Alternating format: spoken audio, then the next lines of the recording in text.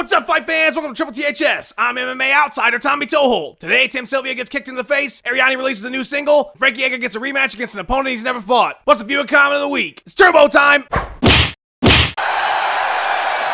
What a weekend it was, fight fans! First up, let's take a look at some of the highlights from UFC 151.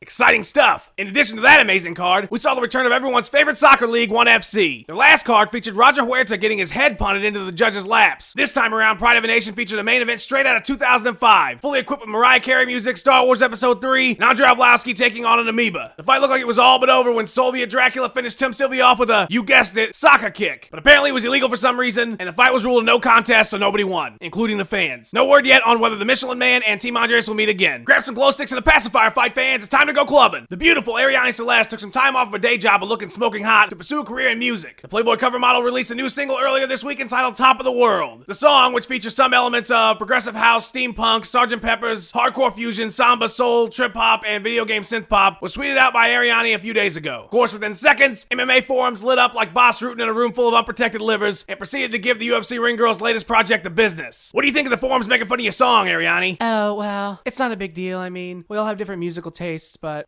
I swear to God, if I see any of these little punk asses in the streets, it's over. I will swarm on anybody that thinks they can badmouth Arianny Celeste Penelope Lopez Marquez. Oh, you don't like my song? That's because it was made for people dancing in clubs and not searching for memes, bottoming out their bag of Cheetos, and watching that Family Guy box set all day. You think it's easy making music or smiling and waving half-heartedly at you losers? Well, it's not. So until you produce a song and carry around my ring cards, shut your mouth and go buy another copy of my Playboy issue. I'm getting paper.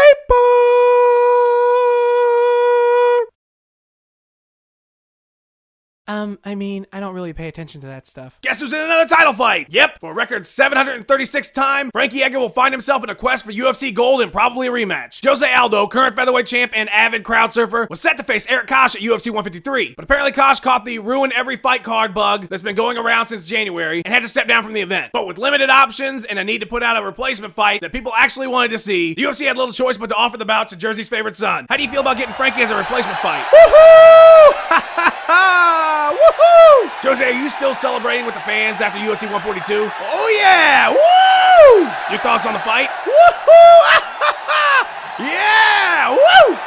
Woohoo! Frankie, you did it again. I want a rematch, Tommy. You gotta fight him first, buddy. Oh. How's camp going? You training hard? Working really freaking hard right now, Tommy. Got pretty banged up during sparring today. Yeah, you look a little rough. Are you gonna be okay for the fight? Oh yeah, I always look like this. I see, and how do you think the fight's gonna go? Well, I picture going the distance with me getting my face smashed in for 25 minutes, but I'll show a lot of heart, and somewhere in there I will do something significant enough to Aldo to make everyone question who won the bout. Then when Aldo gets the decision win, the crowd will freak out, and I'll get an immediate rematch. Is there any scenario you see where you don't get a rematch with Aldo after this fight? No, Tommy, that's not possible. Every fight I have from now on will be a rematch for a UFC belt. What about the guys you haven't fought yet? Rematches.